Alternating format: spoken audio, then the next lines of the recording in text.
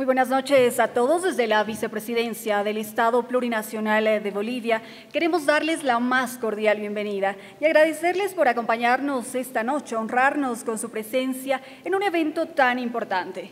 Vamos a comenzar de inmediato con el desarrollo del programa especial preparado para la presentación de la revista Nueva Sociedad en su número 277, con el tema Volver a Marx 200 años después.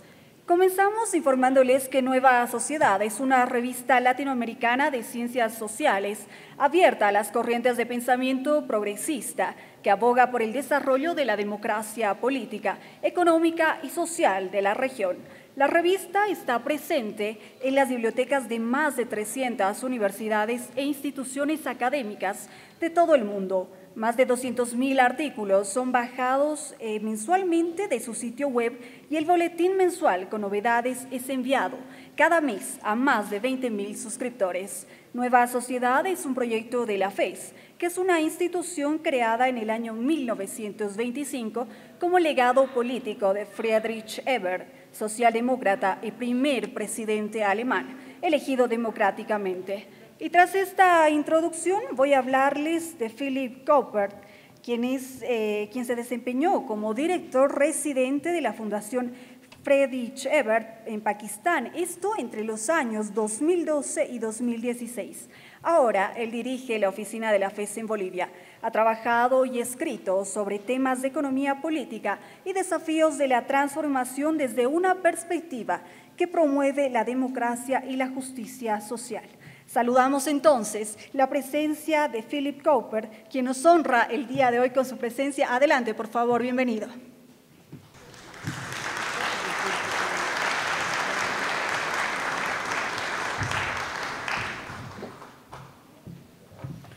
Gracias por la presentación, por la invitación. Es un placer estar aquí en la Vicepresidencia del Estado Plurinacional de Bolivia con el mismo vicepresidente. Un gusto, un placer estar aquí, poder presentar la revista NUSO esta noche. Gracias, Pablo, también por estar aquí con nosotros, por venir desde Buenos Aires, presentando la revista, pero también para hablar y conversar con nosotros sobre algunos temas que nos preocupan, ¿no? Yo creo que es interesante volver a hablar sobre Marx 200 años después del nacimiento de él, ¿no? Y creo que hay diferentes razones por qué estamos hablando de Marx hoy día. Voy a presentar muy brevemente 5 factores, ¿no? 5 razones por qué estamos hablando de Marx según yo. Yo creo que el primer factor es un poco la vuelta del análisis clásico marxista que empieza con la crisis financiera en el año 2007-2008, al menos en el mundo industrializado, ¿no? O sea, creo que aquí en Bolivia y en Latinoamérica hay una tradición de lectura marxista mucho más antigua, obviamente, pero creo que a nivel global, sobre todo en Estados Unidos y en Europa, vuelve Marx a las universidades, vuelve Marx a los debates económicos con la crisis del 2007-2008, que crea una crisis económica en Europa que hasta hoy día creo que no se ha superado de forma completa, ¿no? Todavía podemos ver un poco las consecuencias de la crisis en el sur de Europa y incluso a nivel político creo un poco las consecuencias de esta crisis en Estados Unidos también. El segundo factor es la crisis ambiental, que vemos cada vez más fuerte a nivel global, el cambio climático, la extinción de muchas especies en muchos países. Y finalmente creo que hay que leer esta crisis ambiental como un producto del capitalismo industrial, no como algo aparte, ¿no? En los debates globales muchas veces se trata como algo aparte, pero creo que el marxismo ecológico, y en la revista NUSO tenemos un artículo que habla un poco de eso, de la relación entre la crisis ambiental y el modelo de capitalismo industrial globalizado en los últimos 10, 15 años de forma muy fuerte. Yo creo que también es uno de los factores, uno de los puntos de entrada para volver a hablar sobre Marx. El tercer punto, creo, es el cambio tecnológico, ¿no? Todo lo que vemos cada día, cada uno con celulares, con empresas que dentro de muy pocos años han acumulado un capital increíble, ¿no? Empresas como Facebook, empresas como Google, que han cambiado de forma muy profunda la producción de valor en el sistema capitalismo y podemos hablar, creo yo, ya de un nuevo capitalismo digital. Entonces la pregunta es, y hay un artículo también en esta revista, ¿cómo podemos pensar la emancipación en el contexto del capitalismo digital? Creo que hay que repensar las luchas y las formas de luchar contra el capitalismo que tienen que ser diferentes en el contexto digital. El cuarto factor, me parece, es un poco el fin del ciclo de acumulación capitalista americano, que también vemos de forma, cada vez más fuerte, digamos que este ciclo de producción capitalista se está terminando. Y vamos a ver un nuevo ciclo de acumulación capitalista, y algunos autores lo han llamado ya el siglo XXI, el siglo asiático, ¿no? ¿Qué consecuencias trae eso? Todavía no lo sabemos, creo que es muy temprano para decir, pero podemos ver que países como China, pero creo que también Japón, no hay que olvidar la importancia de los bancos japoneses, que van a marcar un nuevo ciclo de acumulación capitalista que repite las lógicas de los siglos pasados, pero también trae otras características, ¿no? Y creo que también es un factor para volver a estudiar Marx mirando hacia Asia. El último elemento, y creo que tampoco es un factor menor, es la crisis de los partidos políticos progresistas. Aquí en la región vemos una oleada muy fuerte de derecha que está volviendo a tomar poder. Hemos visto las elecciones en Brasil hace muy poco, pero creo que también en Europa, en Estados Unidos, hemos visto unos años de una crisis de los partidos políticos progresistas que tiene que ver creo yo, con la tercera vía, ¿no? con ese vía que han tomado algunos de estos partidos en los últimos 20 años, han optado por una vía que algunos autores han llamado el progresismo liberal, es decir, una vía que ha, de cierta forma, vinculado políticas económicas muy liberales con una lucha progresista más en el sentido cultural, ¿no? Y creo que esta crisis de los partidos políticos progresistas también nos debería invitar a repensar la política, las visiones desde la izquierda con una mirada marxista, ¿no? Y bueno, yo creo que son esos 5 factores que veo por lo menos en la mesa, así que los lanzo así como insumos muy brevemente, muy superficialmente, porque vamos a tener 2 expositores aquí que van a tener mucho más tiempo para profundizar esos temas. Yo creo que la revista también invita a pensar muchos temas. Es una revista muy completa, muy diversa, porque conversa con Marx desde un lente actual, ¿no? También menciona estos temas que acabo de lanzar de esta forma. Y sobre todo creo que nos invita a reflexionar de nuevo, ¿no? Creo que Marx también tiene esa ventaja de, a pesar de ser un autor muy clásico, que ya tiene 200 años, ¿no? Estamos festejando el cumpleaños, en cada contexto histórico, en cada contexto político y económico en el cual estamos hoy, creo que se puede añadir otra mirada. Y creo que también es una de las ventajas, de las virtudes de Marx, que no pierde de actualidad, ¿no? Así que con esto los dejo. Es un placer estar aquí representando, como dijo la moderadora, a la FES. Solo muy brevemente, es una fundación política alemana que trabaja aquí en Bolivia. Nos interesa mucho el debate sobre Marx, nos interesa mucho el debate sobre la economía, la política, los partidos, la izquierda, como acabo de mencionar. Y la FES en Alemania está haciendo muchas actividades este año por los 200 años de Marx, porque la FES también está administrando el archivo de Carlos Marx en Alemania, en su casa de nacimiento, que han vuelto en un museo.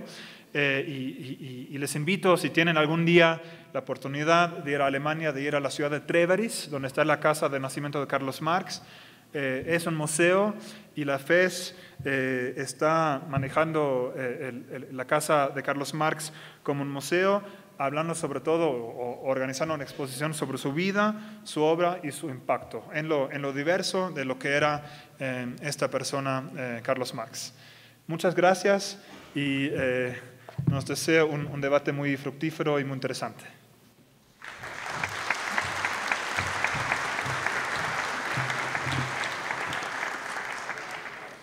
Agradecemos las palabras de Philip Cowper, director de la FES en Bolivia. Y continuando con el programa, me permito hacer referencia a una persona que nos acompaña el día de hoy, nos honra con su presencia. Él es Pablo Stefanoni, jefe de redacción de la revista Nueva Sociedad, es doctor en Historia por la Universidad de Buenos Aires y periodista. Fue director de la edición boliviana de Le Monde Diplomatique. Ha publicado artículos y libros sobre Bolivia, el último titulado Los inconformistas del centenario, intelectuales, socialismo y nación en una Bolivia en crisis, 1925-1939. Recibimos, por favor, con un fuerte aplauso a Pablo Stefanoni, que está a cargo de la presentación de la revista Nueva Sociedad. Adelante.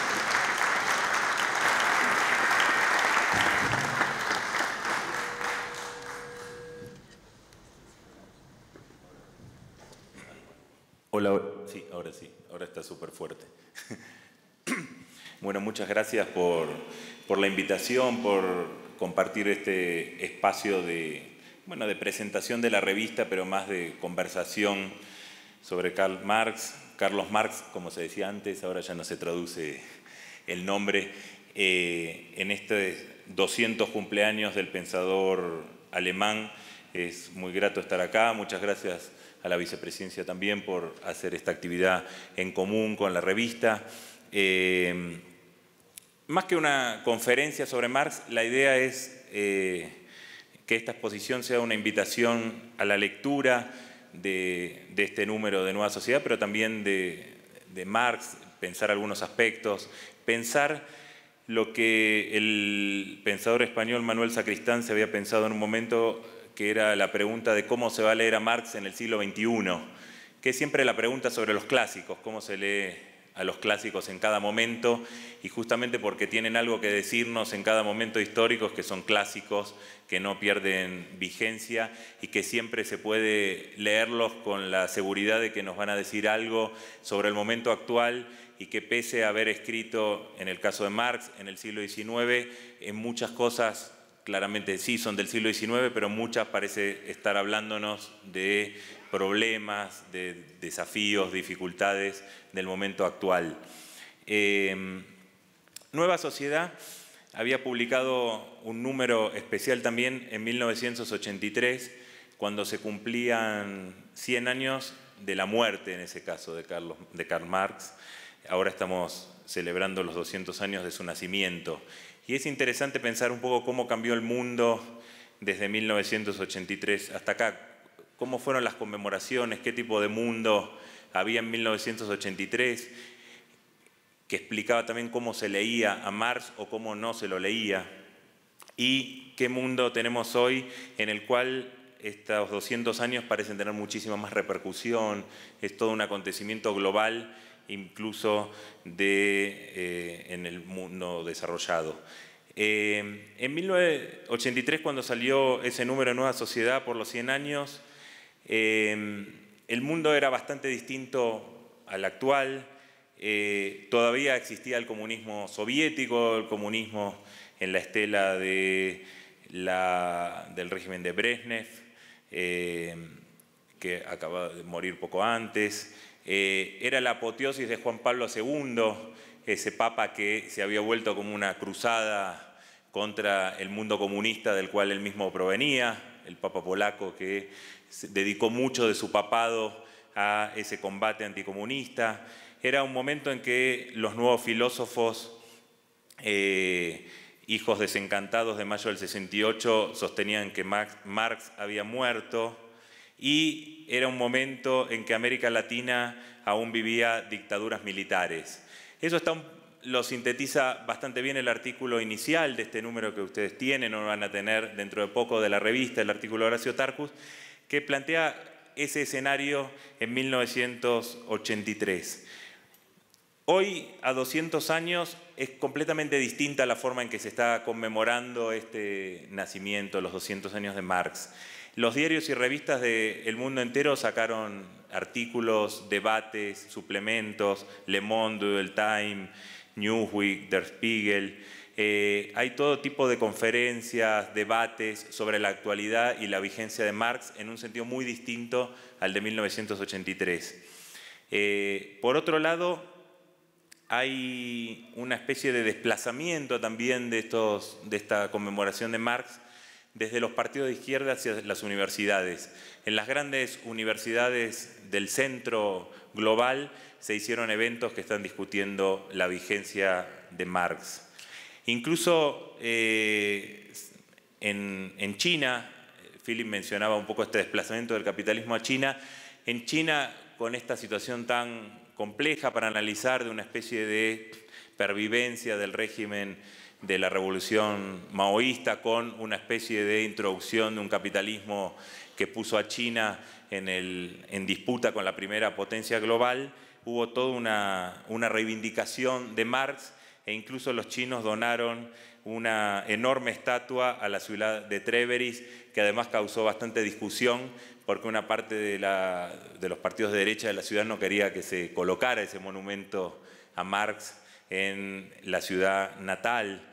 Incluso la alcaldía de Treveris cambió algunos muñequitos de los semáforos de la ciudad por pequeños Karl Marx, uno que cruzaba en verde, otro que paraba en rojo. O sea que los tipos de celebraciones sobre Marx realmente trascienden, se desarrollan en muchos niveles y en muchas partes del mundo se lo lee de maneras muy distintas. Sería interesante pensar hoy cómo se lee a Marx en China, con esta combinación, como decíamos, de una especie de vuelta de Mao con empresas transnacionales que están trabajando ahí, una expansión en la globalización, incluso con una China que hoy parece defender la globalización contra unos Estados Unidos que vuelven como a cuestionar la forma en que eso se desarrolló hasta ahora. Cómo se está leyendo en Europa, cómo podemos leer a Marx desde América Latina. Lo que está claro es que en 1983, volviendo a estos dos momentos, el Marx que se conmemoraba era sobre todo el Marx, el heraldo de la globalización. Se reivindicaba Marx por haber previsto, por haber anticipado ese capitalismo que había unificado al mundo, ¿no? Y ahí hay muchas expresiones. De hecho, un paréntesis, uno de los artículos de la revista habla del Marx literato, de cómo escribía Marx tan bonito que todos recordamos expresiones de Marx, ¿no? Incluso sin haber leído los textos, hay un montón de expresiones literarias de Marx en su obra que pervivieron a la propia obra. Y en el Manifiesto Comunista justamente hablaba, Marx y Engels fueron como presagiaron mucho de lo que fue la globalización capitalista posterior, incluso en el ámbito cultural, cómo se creó un mercado mundial, incluso una literatura mundial, cómo se iban unificando el mundo detrás de esta lógica del capital. Y ahí es donde habla de este vínculo entre los seres humanos a través del frío interés, del pago al contado, el ahogo de cualquier forma de valor sentimental en las frías aguas del cálculo egoísta, cómo todas las formas de libertad hasta entonces conocidas habían sido subsumidas en una única libertad, la libertad comercial. En ese sentido, el mundo de los 80 parecía en algún aspecto ese mundo que anticipaba el Manifiesto Comunista, ese mundo unificado por el capitalismo, por la gran empresa. Sin embargo, el Marx de 2018, el Marx que estamos conmemorando hoy, parece muy distinto. Es un Marx diferente. En 1983 el mundo estaba todavía bajo el optimismo de la idea del fin de la historia, de que el capitalismo parecía superior y muy poco después se iba a caer el muro de Berlín y la Unión Soviética, 1983, claro, quienes vivían en ese momento no lo sabían, nosotros sabemos que se estaba por caer eso, y había un optimismo en que la democracia liberal a la larga iba a colonizar, a conquistar el mundo de la mano de la economía de mercado. Por eso eso lo va a sintetizar después Fukuyama, que ya había escrito un artículo, pero después se va a transformar en un libro sobre el fin de la historia. 2018, como digo, es muy distinto. El Marx que se está recuperando hoy es el Marx de la crisis. hay mucho menos optimismo global, la crisis del 2008 marcó otro tipo de visión sobre la economía y el capitalismo actual. Y el Marx que se está recuperando justamente es el Marx que había hablado de cómo el capitalismo conllevaba de manera repetida crisis en sus propias formas de acumulación, y entonces ya no es el Marx el agorero de la globalización, sino el analista, el pensador de las crisis. Y me parece que esa es una diferencia muy importante. A tal punto que el propio Francis Fukuyama, el autor de este libro sobre el fin de la historia, decía hace poco en una entrevista que quizás el socialismo no está tan muerto como se pensaba y que quizás vuelva, y él opinaba que quizás sería deseable que vuelva. Decía, bueno, no va a ser el socialismo que va a expropiar todos los bienes de producción, el socialismo que lo conocimos en la versión de los socialismos reales de Europa del Este y la Unión Soviética, sino un socialismo que va a poner en cuestión, y ya lo está haciendo, las desigualdades crecientes en el mundo, que es un tema central, me parece, de las lecturas de Marx de hoy. Hay mucho debate sobre la concentración económica, sobre la desigualdad, no solo entre el centro y la periferia, sino en el interior del propio centro. De hecho, hoy hay elecciones en Estados Unidos, vamos a saber dentro de un rato cómo salieron, pero en la campaña electoral Donald Trump acusó a los demócratas de querer instaurar el socialismo en Estados Unidos. Sonaría chistoso decir, bueno, quizás el último país que uno imaginaría es ese. Sin embargo, eso, que es una exageración, un intento de generar temor en los votantes, tiene un núcleo de verdad, que es que la izquierda del Partido Demócrata, los llamados socialistas democráticos, vienen creciendo mucho en estos tiempos. De hecho, hubo una candidata que se llama Alexandria Ocasio-Cortez que ganó las internas en Brooklyn, en Nueva York, entre el Brooklyn y el Bronx, es el distrito, con un discurso que apelaba a las desigualdades e interpelaba a la clase trabajadora. Pueden buscar en internet, si ponen Alexandria Ocasio-Cortez spot, van a ver un spot muy interesante donde ella dice, nací en un barrio donde el código postal determinaba mi destino. Y hace todo un discurso de interpelación a la clase trabajadora contra las desigualdades. Otro candidato, que es también demócrata, afroamericano, a gobernador de Florida, tenía un eslogan en la campaña que decía, no podemos tener que elegir entre pagar al médico o pagar el alquiler. Está en el centro del discurso político de esta campaña en Estados Unidos está el tema de las desigualdades en un país central. Entonces, el Marx que tenemos hoy nos sirve para reflexionar sobre eso, para reflexionar sobre el capitalismo actual. Claramente es un Marx que, a diferencia de 1983, está ya despojado de esa especie de asociación con los socialismos reales. Era muy difícil hablar de Marx en 1983, algunos pensadores lo hicieron, pero era difícil separarlo del régimen soviético, de los regímenes del Este. Hoy podemos volver a pensar en un Marx sin esa ley de la historia que lo volvía necesariamente casi responsable de toda la deriva posterior, cuando en realidad Marx no escribió sobre cómo tenía que ser el socialismo, sino que eran algunas ideas que después se fueron materializando en corrientes específicas, ¿no? En el artículo Horacio Tarcus, de hecho, lo sintetiza en una frase, dice, bueno, Lenin sigue siendo marxista, pero no necesariamente Marx hoy es leninista, ¿no? Bueno, porque claramente se puede leer a Marx de otro modo, pensando otras cuestiones, en diálogo con otros problemas, desde otras sensibilidades.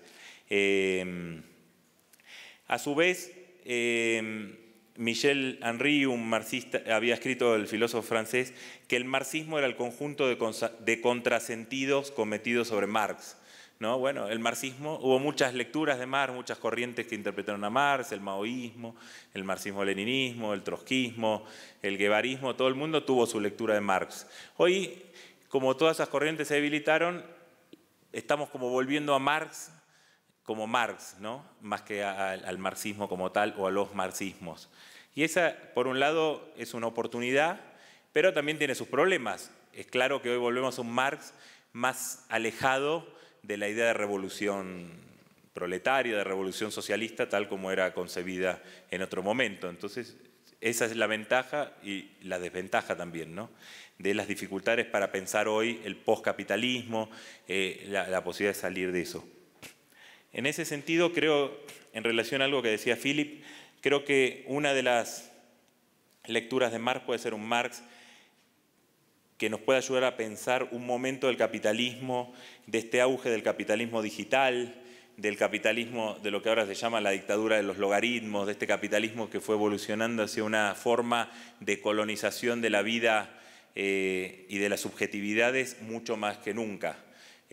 Cuando parece que somos más libres que nunca, estamos más colonizados que nunca por esa propia lógica del capital, y hay muchos análisis como en esas empresas donde no hay ningún control, esas empresas en Silicon Valley donde no hay jefes, donde uno llega a la hora que quiere, trabaja como quiere, tiene juegos y hace lo que quiere. En el fondo, la forma de autopresión y de autoexplotación y de imposibilidad de separar el horario de trabajo del horario del ocio y del horario de la libertad frente a ese trabajo es casi que es imposible hoy. Con lo cual creo que hay muchas cosas para pensar desde Marx, porque Marx por un lado fue un pensador de la igualdad y también de la libertad, y en ese sentido era la libertad frente a los autoritarismos estatales, pero también frente a las lógicas del capital que restringen la libertad. Quizás hace poco, ayer mencionaba en otra charla sobre Marx, una entrevista a Slavoj Žižek, este pensador esloveno que estuvo alguna vez acá también en Bolivia, suele ser muy provocador con la propia izquierda. Él escribió mucho sobre Marx y en una entrevista con un periodista argentino, en un momento le dice la izquierda hoy debe invertir la tesis 11 sobre Feuerbach de Marx. Lo dice de una manera provocativa, no hay que tomarlo literalmente, pero es interesante para pensar. Él dice, bueno, Marx en esa tesis dice, los filósofos hasta ahora intentaron interpretar el mundo y es hora de transformarlo. Era un llamado a la acción en ese momento. Dice, bueno, quizás desde la izquierda debamos hoy darle una vuelta a esa tesis. Desde la izquierda hasta ahora intentamos transformar el mundo y quizás sea el momento de volver a interpretarlo. Y es un llamado a la reflexión. No es que dice hay que dejar de militar o hay que dejar de hacer acción política o hay que dejar la voluntad de transformar el mundo. Lo que dice es hay que volver a pensar el capitalismo actual, hay que volver a pensar nuestros propios papel como izquierda en ese mundo que parece muy complejo. Hay muchos fenómenos que todo el tiempo nos ponen en cuestión. Philip mencionaba este auge de los llamados populismos de derecha en Europa. Lo tenemos ahora en América Latina, acá en un país vecino, y siempre como que nos estamos sorprendiendo, ¿no? Decir, uy, mira, ganó Trump, que nadie pensaba que iba a ganar, ganó Bolsonaro, que hace pocos meses pensamos que al final quizás no ganaba porque se iba a unificar un espacio democrático que iba a impedirlo. Está habiendo transformaciones porque la globalización tuvo efectos también en las sociedades y hay sectores que están reaccionando, porque los cambios culturales también generan reacciones, los cambios que las propias izquierdas y los progresismos llevaron adelante también se enfrentan hoy con reacciones, y entonces es importante volver a interpretar el mundo, y si Marx interpretó el capitalismo de su época, volver a interpretar el capitalismo actual. No es que no se esté haciendo, pero como señalaba Razmik Keoyeyan, que también estuvo acá hace poco, muchas veces esos análisis del capitalismo actual son muy sofisticados, pero están un poco lejos de las militancias, de los partidos, están centrados en los campus universitarios, en textos que a veces son incomprensibles para los que no son expertos, eruditos. Y es necesario quizás volver a tender puentes entre la acción y la práctica política. Quizás un desafío que tienen las izquierdas hoy, volviendo a Marx. Marx en alguno de sus textos dice que la revolución debe sacar su poesía del futuro, no del pasado, ¿no? Era un momento también donde había mucho optimismo sobre el futuro. No solo el marxismo, también el liberalismo tuvo optimismo sobre el futuro, esta idea de que los mercados iban a ser prácticamente garantizar una especie de triunfo de la autonomía individual, un capitalismo que iba a cerrar la historia de la humanidad.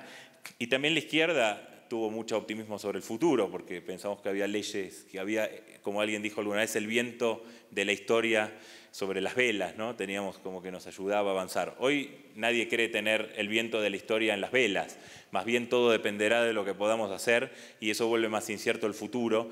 Y además, creo que si miramos hoy cómo la gente ve el futuro, en general creo que predomina de manera absoluta una visión negativa sobre el futuro. Una parte de la gente lo ve como un futuro catastrófico, sea por el terrorismo, por la crisis ambiental, las ideas negativas sobre el futuro o porque nos colonizarán los robots, por lo que sea, porque nuestro planeta se agotará y tenemos que ir a otro. En general predominan las visiones catastróficas y distópicas. Hay poco optimismo sobre el futuro. Y creo que eso es un problema para la izquierda, porque la izquierda siempre se basó en ofrecer una visión positiva del futuro.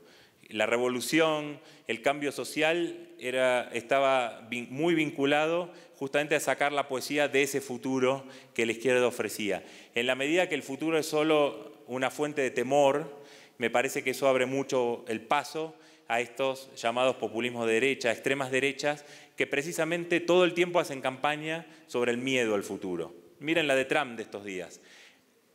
Transformó una caravana de migrantes centroamericanos en una invasión y desplegó 5.000 soldados, casi la cantidad de soldados que fueron a la guerra de Irak, para impedir la invasión de centroamericanos. Y efectivamente mucha gente tenía miedo a que esa caravana invadiera el país, ¿no? Y así repetidamente, ¿no? El miedo a que los demócratas vuelvan a Estados Unidos como Venezuela, lo dijo hace 2 días, e instaure el socialismo. Todo es fuente de temor y en lo mismo en Europa. Hay toda una especie de incertidumbre casi civilizatoria, ¿no? En Europa con la migración, con el Islam, bueno, y me parece que eso es un desafío para la izquierda, cómo tratar de introducir de nuevo imágenes de futuro que puedan generar algún tipo de certidumbre en la gente.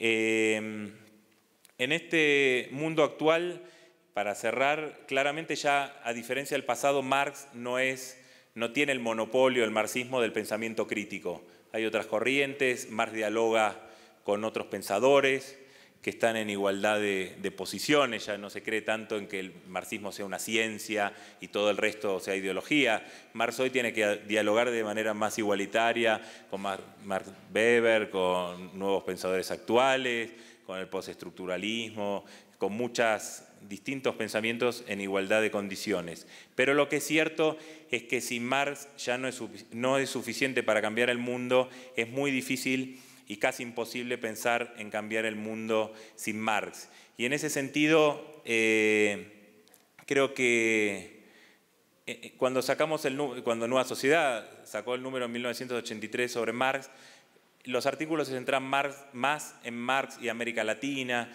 en temas que había dicho Marx o que habían hecho los marxistas en América Latina. En este número tratamos de pensar un poco temas más globales.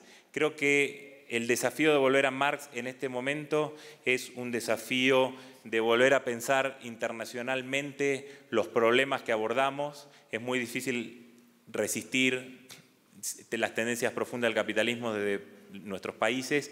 Y en segundo lugar, creo que volver a Marx en el siglo XXI también es volver a instalar, a poner con mucha fuerza en la agenda el internacionalismo, una acción política de dimensiones internacionales. Creo que los cambios que están ocurriendo en el mundo obligan a reaccionar a esos cambios y a tratar de pensar cómo pensar alternativas desde un punto de vista global, y eso me parece que repone una tradición inherente a Karl Marx, que era pensar internacionalmente el capitalismo, pero también las luchas contra el capitalismo y por un sistema social más justo y más emancipatorio. Muchas gracias.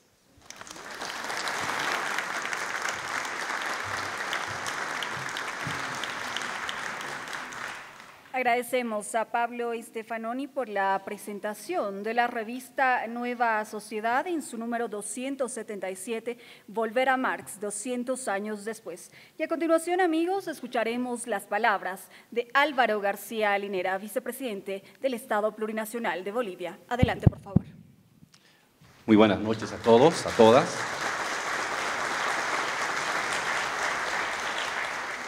Es un gusto estar nuevamente aquí con Pablo. Pablo, viejo amigo. Me acuerdo que llegó como toda una oleada de compañeros argentinos en los años 2000, 2001, 2002, cuando se inició el ciclo de la insurgencia indígena popular, la guerra del agua, la guerra del gas. Y Pablo estaba haciendo su tesis y compartimos varias actividades conjuntamente.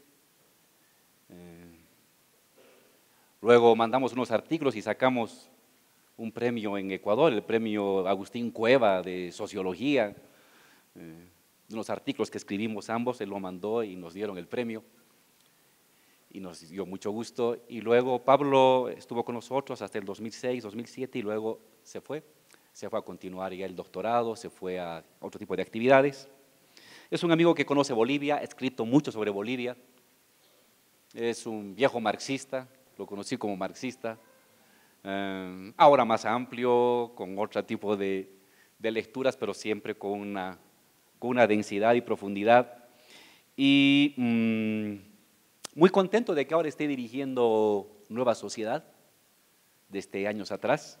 Se ha vuelto mucho más plural la revista, se ha vuelto mucho más crítica y en cierta medida mucho más izquierdista. Los años 80 y 90, una mirada bien institucionalista y aburrida caracterizaba la revista Nueva Sociedad y ahora hay de todo, hay las miradas institucionalistas, las miradas más insolentes, más críticas, más audaces. Me gusta esta mirada más plural que tiene ahora la revista y en buena medida se lo debemos al trabajo de la FES, pero también de Pablo y el equipo que lo rodea. Tenemos ahora a la mano esta revista que está a disposición de ustedes. Yo la tuve que leer en fotocopia, no me llegó todavía el original. Es mi reclamo. Es un esfuerzo que hace Nueva Sociedad, una revista muy prestigiosa de las ciencias sociales latinoamericanas, para dar un como mapeo general del debate en torno al marxismo.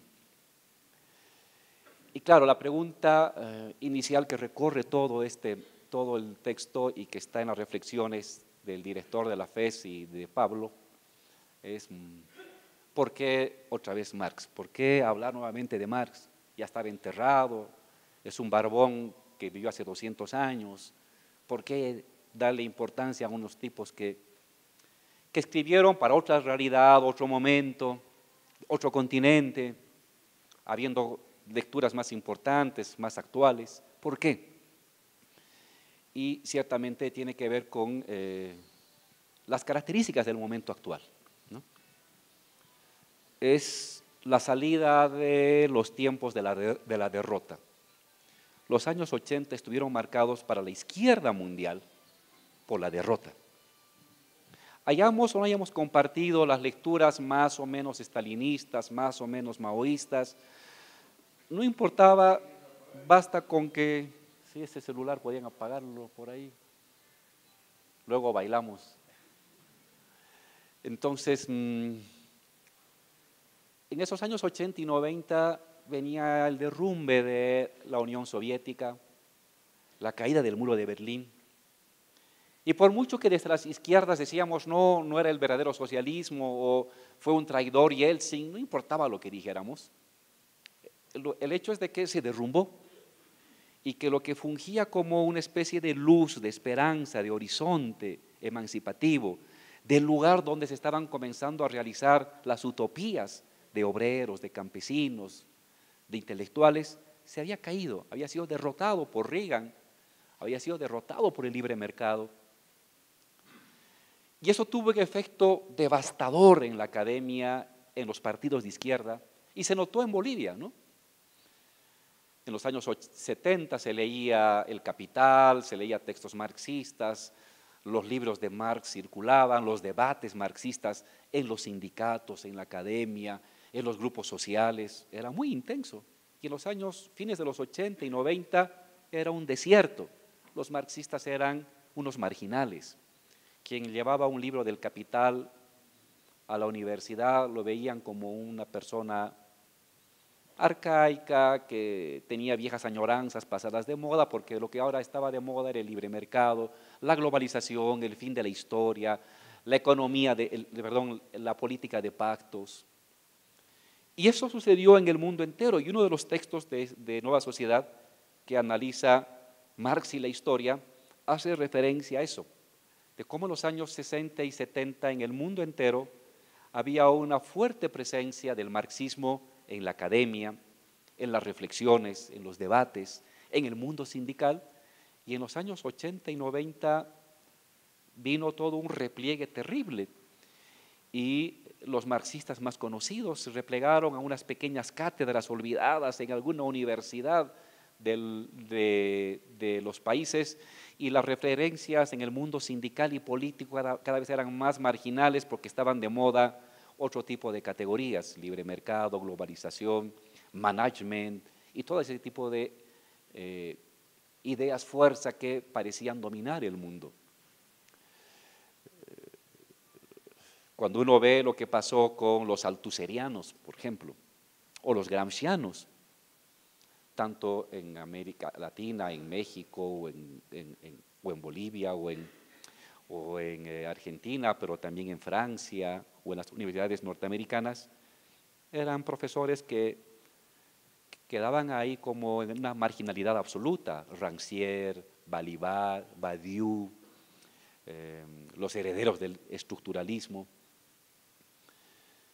Y resulta que después de ese periodo de repliegue, de derrota, y en muchos casos como que de luto,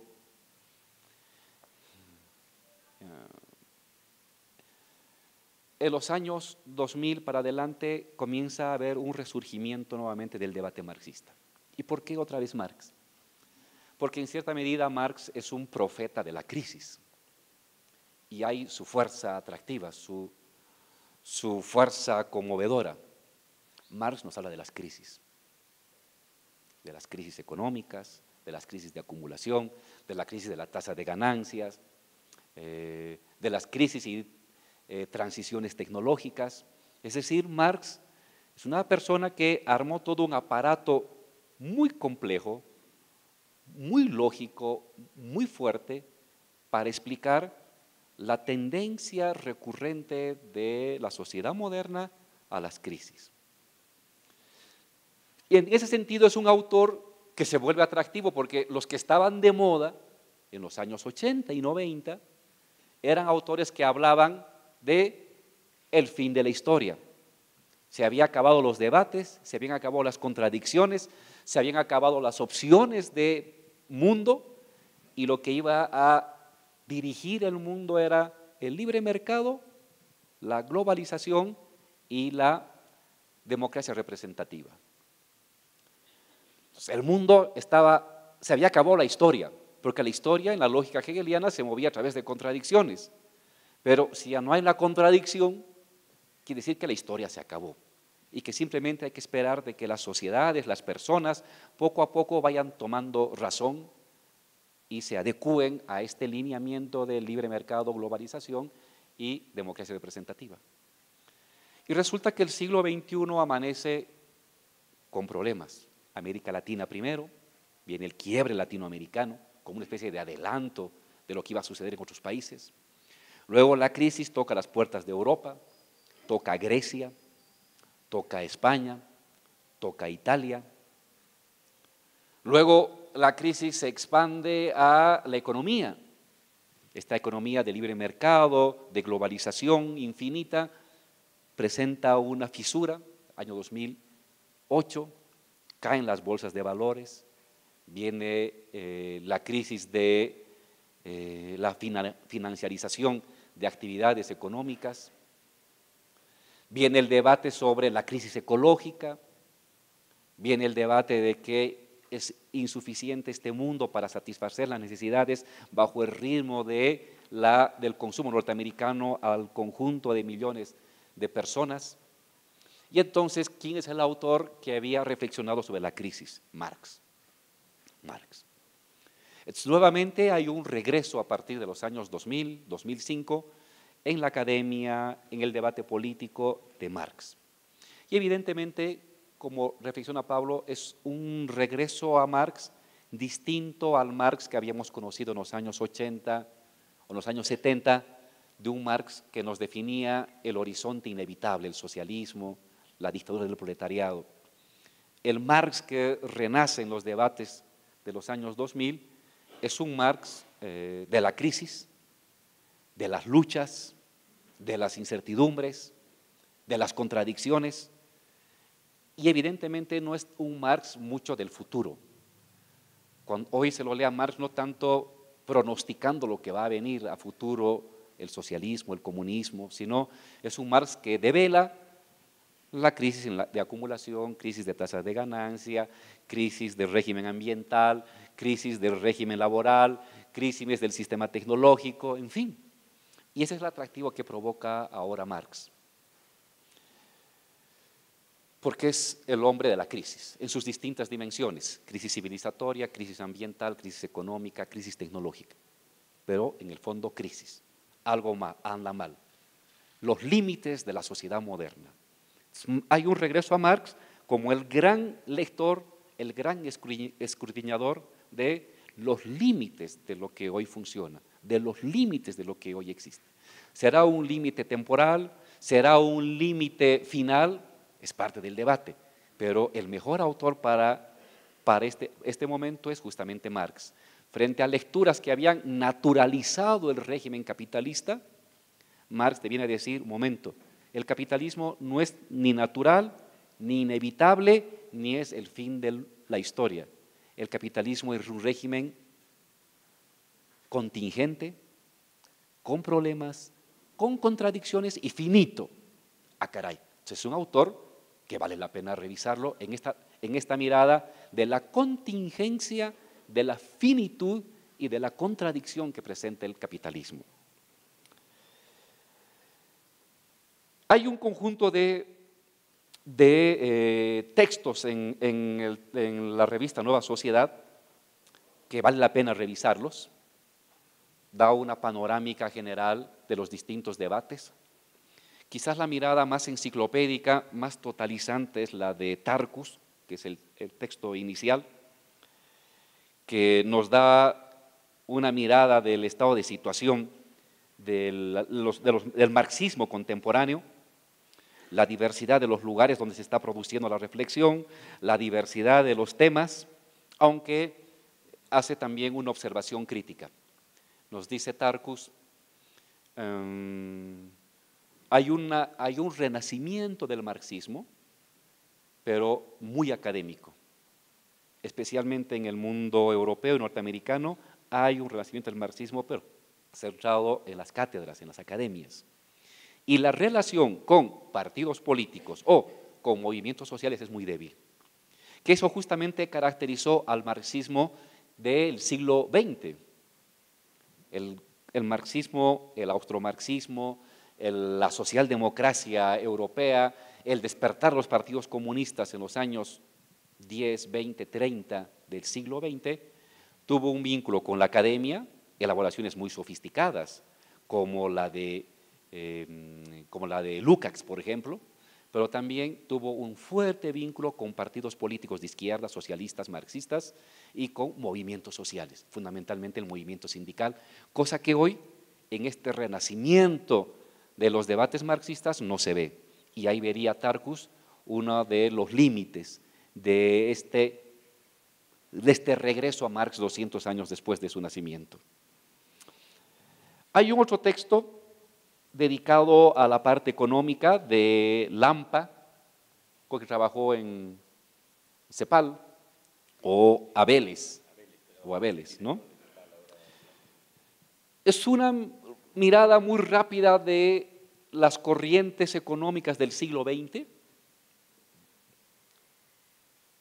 clásica, neoclásica, ortodoxa, heterodoxa, hasta llegar a los institucionalistas, y una mirada muy rápida, casi superficial, a una de las dos corrientes más importantes de la economía política marxista contemporánea, que serían los regulacionistas, que han tenido su núcleo de trabajo en Francia, y los de la estructura social de acumulación, que es una escuela de economía política en Estados Unidos. Y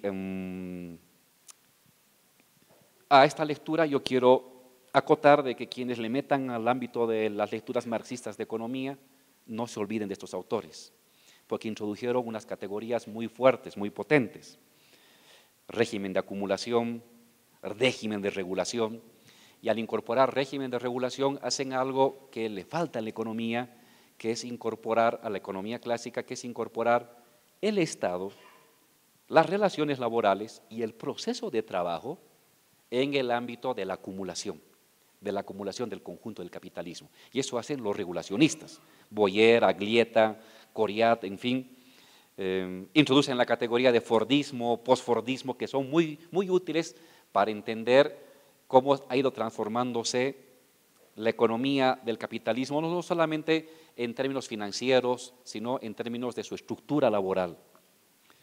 Una escuela igualmente de interesante, poco conocida en Bolivia, es la Escuela Social de Acumulación, Edward Koltz. Casi sus textos están en inglés, pocos he visto traducidos más que artículos al castellano, pero es también una escuela marxista que introduce los requisitos institucionales que satisfacen la acumulación, es decir, el ambiente externo que define o que ayuda a las decisiones económicas. Entonces, esta escuela trabaja la relación Estado-economía, la relación capital y trabajo, la relación capital y capital y la relación economía-ideología. El conjunto de requisitos institucionales que definen, orientan, obstaculizan o transforman las decisiones económicas de los actores. Pero junto con estas dos escuelas más fuertes, más consolidadas, porque ya llevan más de 20, 25 años trabajando, no hay que perder de vista otros aportes en economía política marxista de los últimos años. Menciono rápidamente a Robert Brenner, con sus estudios de los ciclos económicos, sobreproducción, tasa de ganancia. El tema de la tasa de ganancia siempre ha sido muy reivindicada por los marxistas, porque se trata del tomo 3 del Capital, y cómo se constituye la tasa de ganancia en una región, en una rama de la economía, en un país, en el mundo entero. Y entonces este autor retoma esta discusión para aplicarlo al desarrollo del capitalismo contemporáneo. En Francia está François Chesnais con el capital financiero, la crisis del capital financiero. Michel Roberts está poniéndose de moda sobre los estudios de los ciclos de recesión. Él, de hecho, está preveyendo un nuevo ciclo de recesión planetario, más terrible que el que hemos vivido el año 2007-2008. El debate entre proteccionismo y libre cambio, guerras comerciales, tasa de ganancia. De Roberts hay sus textos traducidos al castellano y circula mucho en internet, tiene su propia página. Está Harvey, conocidísimo aquí también en Bolivia, ha venido a Bolivia Harvey, no lo hemos traído aquí a Bolivia, más conocido como demógrafo, pero tiene muchos textos, varios textos sobre los temas de acumulación, características del neoliberalismo actuales, sus límites. Su categoría de acumulación por expropiación es una categoría muy potente que ayuda a interpretar muchas de las cosas que pasan en el mundo. Boltanski, que es un marxista no tan marxista, que él es el que ha trabajado cómo las luchas emancipativas han modificado las relaciones laborales en su famoso texto de El nuevo espíritu del capitalismo.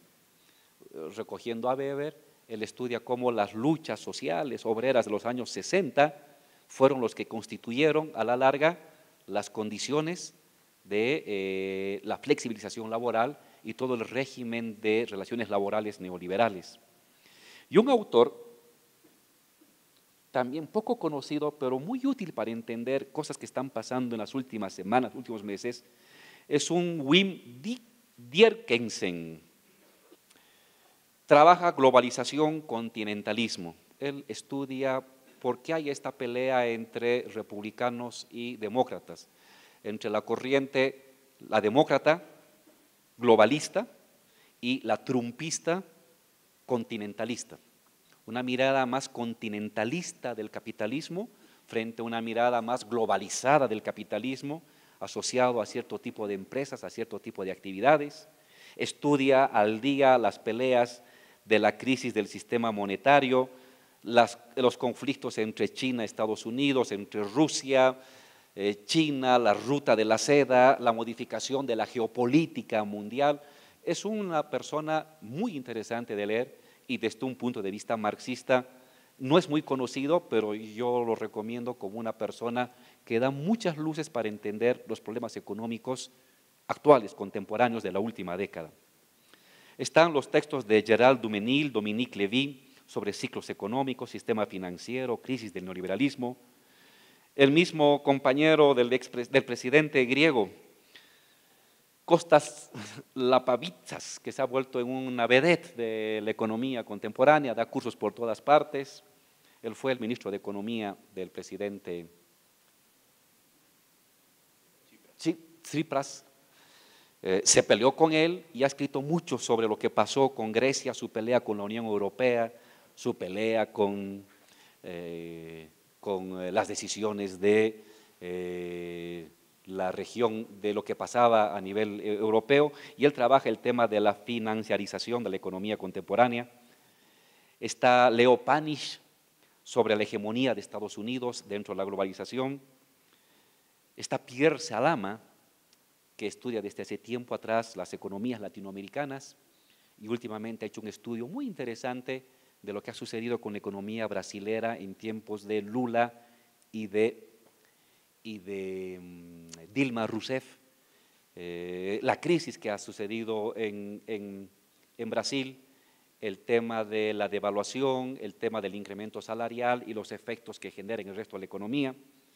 Y a nivel más teórico en América Latina, por supuesto, Veraza, con su lectura de la subsunción de los procesos de consumo al capital, o Bartra sobre la subsunción de la economía agraria al capitalismo.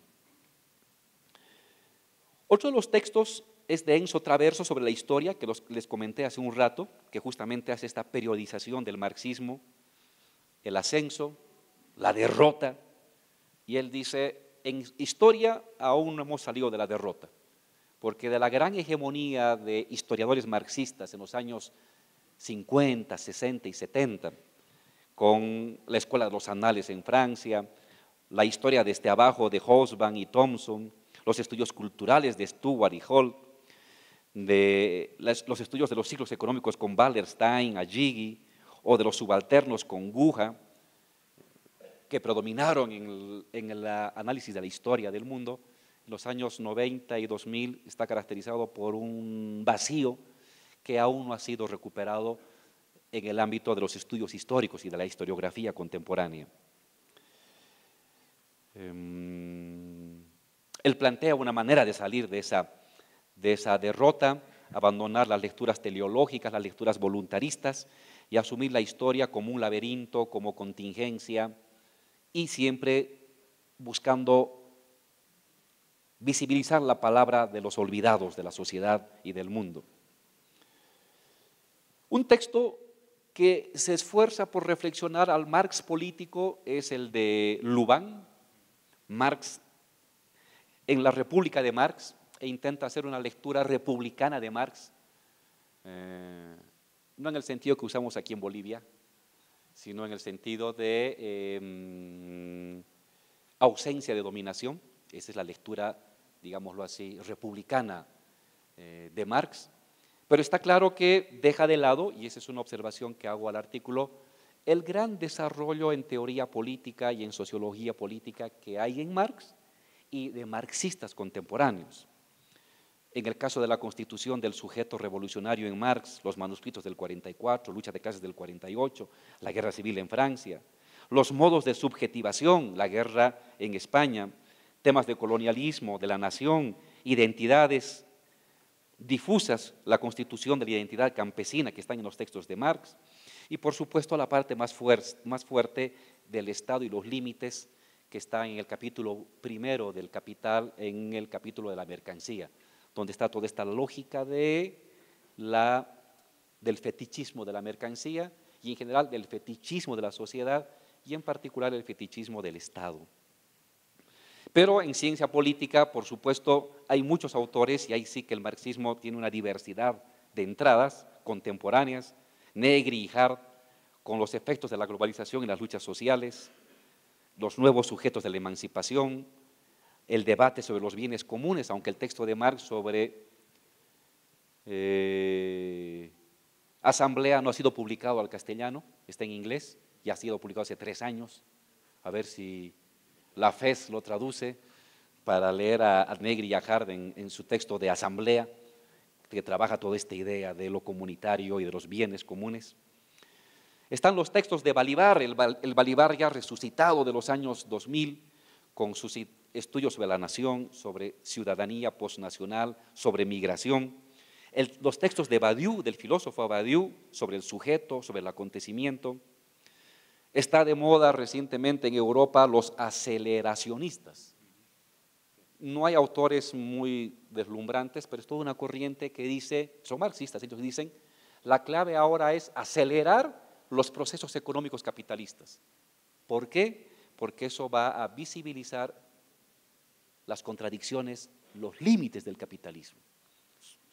Me recuerda algo a los trotskistas en los años 50 y 60, ¿no? Acentuar las contradicciones para que eso dé lugar a la revolución.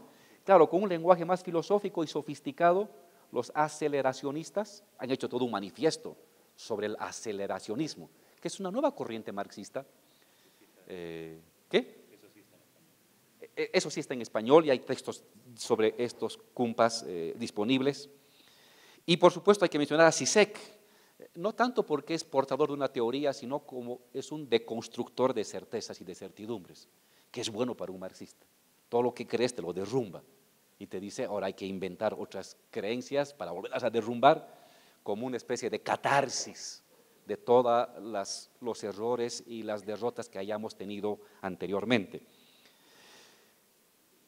Hay un artículo muy interesante de una señora o de un señor Terranova, Marx y los algoritmos. ¿Es señora? Marx y los algoritmos. Hemos hablado de los algoritmos, que es este conjunto de procedimientos secuenciales, regulares, fijos, predecibles y finitos,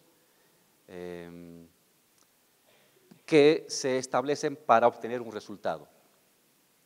Hemos aprendido algoritmos en el colegio y ahora se usan algoritmos para muchas cosas. Se usa en el ámbito financiero, se usa en el ámbito de los mercados, se usa en el ámbito de la producción, de la robotización de la producción, pero también se está comenzando a usar los algoritmos para conocer las inclinaciones de las personas. Todos los videos que vemos, las entradas a los periódicos, que hacemos, las páginas que revisamos, son absorbidas y procesadas por un algoritmo automáticamente, que luego nos manda recomendaciones de videos, nos manda recomendaciones de libros, o nos manda recomendaciones de páginas. Eso no lo hace una persona, lo hace un algoritmo. Pero eso imagínense en 1 millón, en 10 millones, en 100 millones, en 200 millones, en 300 millones, da mucho poder. Hay un antropólogo hindú que habla de que está habiendo un proceso de dividuación, ya no de individuación, sino de dividuación, en el que las personas nos convertimos ya no en sujetos, sino simplemente en una bolsa de datos que tienen que ser procesadas por Google o por Facebook o por Amazon o por quien sea o por un partido político, ¿no? Entonces, esta idea de los algoritmos va comenzando a tomar mucho cuerpo y este autor, me olvido siempre el nombre, cuyo libro está de moda, Homo Sapiens y Homo Deus, Harari. Esos libros están de moda, es un tipo muy culto. El último capítulo al libro Homo Deus, Homo Dios, Hombre Dios, le dedica a los algoritmos. Le dedica a cómo se está surgiendo una especie de religión que busca convertir al algoritmo en el nuevo ser supremo de la humanidad contemporánea y tecnológica. Y él critica, por supuesto, esa actitud. Pues hay una autora que te introduce a ese debate del poderío de los algoritmos y de hecho tiene una mirada muy entusiasta. La autora ve que los algoritmos y el uso creciente de los algoritmos en la vida cotidiana está dando lugar a una nueva potencia de gobierno postnacional. Ese compañero Harari, él ya ha hecho una buena crítica, pero desde el marxismo, una crítica buenísima a esta mirada entusiasta de la tecnología, del Internet y de los algoritmos, lo encontramos en un marxista español muy interesante, que es César Rendueles. Lo recomiendo. Una crítica muy aguda, donde te muestra que ni el Internet ni los algoritmos están creando una comunidad, ni están creando condiciones de igualdad, sino que con Internet, con algoritmos incluidos, se vuelven a reproducir viejas jerarquías, viejos poderes, viejas concentraciones de decisiones y una sociedad que aparentemente ahora tiene acceso a una cantidad infinita de conocimiento y de decisiones, pero que en el fondo decide muy poco. Entonces recomiendo una crítica a esta mirada optimista de los algoritmos, hecha por César Rendueles en su libro Sociofobia. Este es el texto de Keu Cheyán, que estuvo con nosotros, indaga sobre las posibilidades de un marxismo ecológico.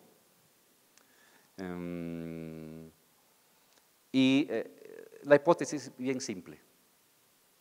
Si quisiéramos imitar el consumo norteamericano, todos los seres humanos, necesitaríamos 4 mundos, 4 planetas Tierra para satisfacer a todos los seres humanos lo que consumen los norteamericanos.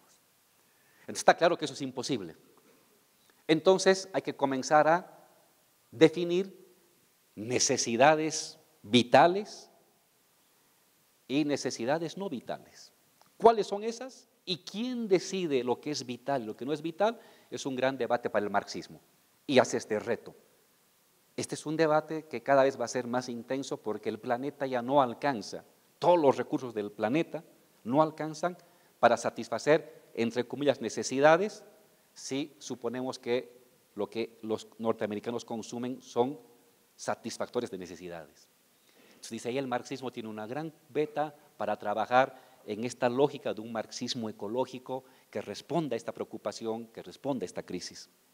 Hay una reflexión sobre el feminismo de Laura Fernández, valora cómo Marx ha desnaturalizado las jerarquías y las identidades de género, pero también no recoge el conjunto del debate marxista sobre género y feminismo, que es muy intenso, con Susan Ferguson, Silvia Federic, en fin, todas estas personas que trabajan el tema de la intersección de la acumulación originaria, la reproducción social, en fin. Como ven, leer Nueva Sociedad te da un mapeo y te ubica más o menos cómo están los debates contemporáneos. En ese sentido, ese es un gran aporte. Nos ayuda a resumir cosas que están dispersas en distintas corrientes, en distintas universidades o en distintos sectores sociales. Y en ese sentido, el aporte que hace Nueva Sociedad es bienvenido. Vale la pena leer el conjunto de los textos. Son pequeños, no son pesados y te dan pie para convocarte y provocarte a seguir leyendo textos marxistas. Yo simplemente quiero cerrar al tiempo de agradecer la invitación que me han hecho y de felicitar esta publicación, que por cierto me enteré a través de este libro que había habido todo que la FES, la Friedrich Ebert, había tenido los libros de Marx. Se quedó con parte de la biblioteca de Marx. Y ustedes saben que Marx leía y tenía el hábito de escribir, de resumir el libro completito colocando sus notas. Pero muchas veces colocaba las notas en el libro, anotaba al borde del libro, muchos de esos textos.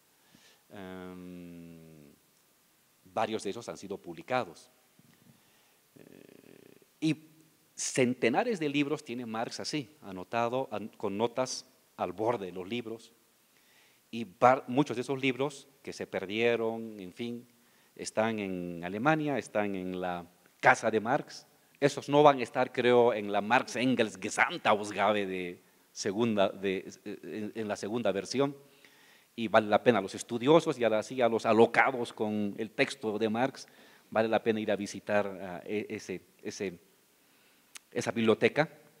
Yo soy uno de esos y algún día iré a visitar los textos de Marx. los libros de Marx, porque en fondo son como sus laboratorios, ¿no? Sus libros eran sus laboratorios. Y ahí uno encuentra qué cosa estaba urdiendo Marx al momento de escribir o a formular una hipótesis. Por último, decirles que vale la pena volver a leer a Marx 200 años después. Tiene un aparato conceptual muy potente para entender problemas contemporáneos. Pero está claro dos cosas de todo lo que ha pasado estos últimos 100 años. Tiene que ser un marxismo que es capaz de dialogar, de rebatir, de robar, de absorber, de subsumir, de rechazar el conjunto de conocimiento humano en distintas áreas. Es decir, no está en Marx la respuesta al mundo, está en la forma de proceder de Marx la posibilidad de encontrar respuestas a lo que pasa en el mundo. Está bien, categorías de subsunción, fetichismo de la mercancía, acumulación originaria, cambio tecnológico, tasa de ganancia, son categorías muy útiles, pero estas tienen que enriquecerse, tomar cuerpo, mejorarse, ampliarse o complementarse con otro conjunto de categorías que nacen de otras ciencias sociales que a lo largo de estos 200 años han enriquecido el conocimiento humano. Creo que la mejor manera de honrar a Marx no es leer a Marx como si fuera la Biblia, sino usar los textos de Marx en un diálogo con el conocimiento, las categorías de Marx en un diálogo con el conocimiento social contemporáneo y encontrar la fortaleza de una categoría en su capacidad de absorber, subsumir, dialogar, derrotar o incorporar otras categorías, otros saberes en ciencia política, ciencias sociales, sociología, economía, antropología, literatura, historia que hay en el mundo contemporáneo. Y el segundo gran reto, no puede hacerse esto solamente como un hecho académico, no puede hacerse eso como simplemente el objetivo de sacar una tesis o que me publique una editorial extranjera. Si algo caracterizó a Marx en sus lecturas de la crisis, en su lectura de la nación, su lectura del proletariado, del campesinado, de la ideología, de todo lo que hizo es su vinculación con la acción colectiva, su vinculación con la acción política. Entonces es tiempo de sacar a Marx también de la cátedra, hacer cátedra con Marx, pero también sacar a Marx de la cátedra para ir a aprender, ir a conocer, ir a vincularse con el origen del marxismo, el movimiento social, las luchas sociales, el movimiento obrero, el movimiento campesino, la lucha de los jóvenes, de las mujeres, que es de donde surgió la elaboración marxista y a la que en última instancia se le debe. No puede haber un marxismo desarrollado si no está vinculado a la acción social, a la lucha política y a la lucha social. Y no puede haber un buen desarrollo de la lucha social si no utiliza la palanca del marxismo para ubicarse y para orientarse. Muchísimas gracias.